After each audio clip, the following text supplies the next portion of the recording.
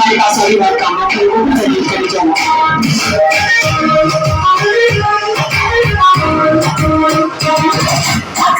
से भर के तैयार की खींच खींच के निशाने बनवाती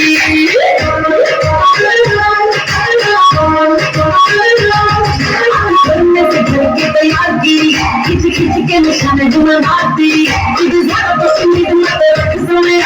ज़रा तो उम्मीद मत रख सोने तेरा लेवल नहीं मेरे हार बढ़ेगा मेरे अनुसूरी उतर तंगी रख मेरे अनुसूरी उतर तंगी रख